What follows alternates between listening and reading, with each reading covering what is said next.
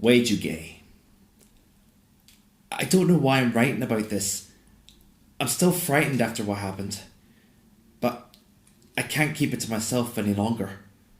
You all deserve to know. Me and my friends, Andy and Darren, had planned a weekend hiking trip along the Rocky Mountains in Alberta. At first it was supposed to be just us guys, but in the end they brought out their girlfriends, Gemma and Lindsay, leaving me as the fifth wheel. So along the way, we pulled into a small diner to grab a bite before continuing on our journey. We sat down, ordered our food, and took a look at the map. Another few hours along this road and we'll be there before sundown, says Andy. I haven't been to see the Rocky Mountains since I was 5, replied Gemma. I noticed as soon as she said this, it had caught the attention of an old Dane man sitting at the next table. If I were you, I'd find another spot, he spoke. People seem to disappear up there quite recently. How do you mean? Darren asked. The Dane stood up, placed his money on the table, and walked past us. It's best that you never know, he said. Now go home when you have the chance. We all looked at him as he left the diner. We were a little creeped out, but we weren't going to let it worry us. We set back en route after lunch. It was a long ride there, but we managed to arrive at the campsite with little daylight to spare. We then got busy setting up the tents.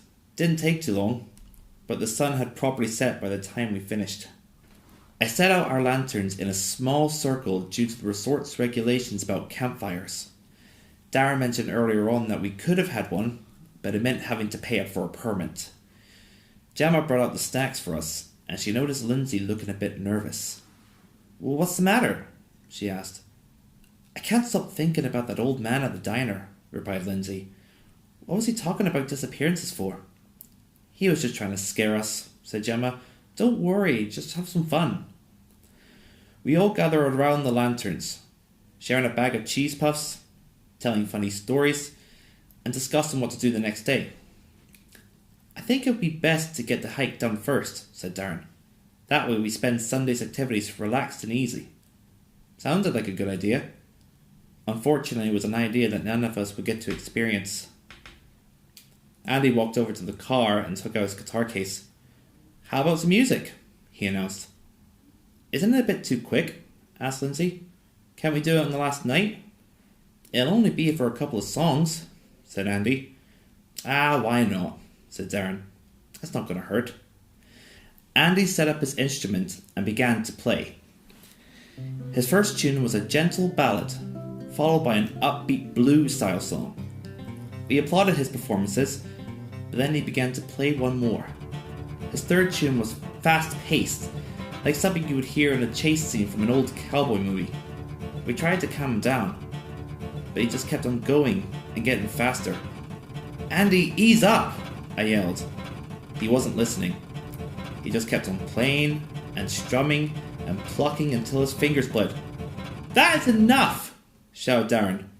He reached for the guitar when Andy suddenly grabbed hold of him and bit into his neck. The girl screamed and dashed into the nearest tent, while I hid myself in the back seat of the car.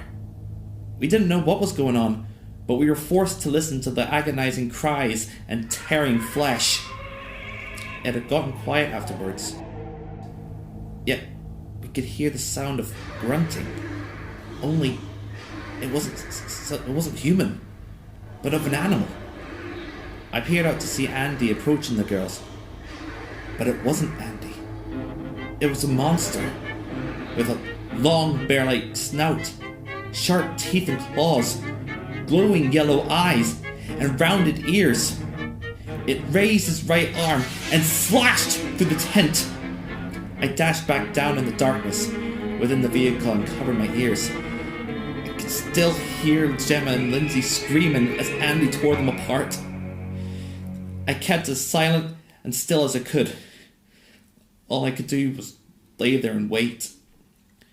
I must have fallen asleep, because I was found the next morning by a park warden. I seemed to have spooked him as I woke up hysterical. He called dispatch for help and stood by me, assuring me that I'll be alright. To be honest with you, I don't think I'll ever be alright again. Time had passed before I was taken to the nearest hospital, and while I was being examined, a visitor came to see me. It was the Dean Zan we met at the diner. "I warned you," he said as he shook his head.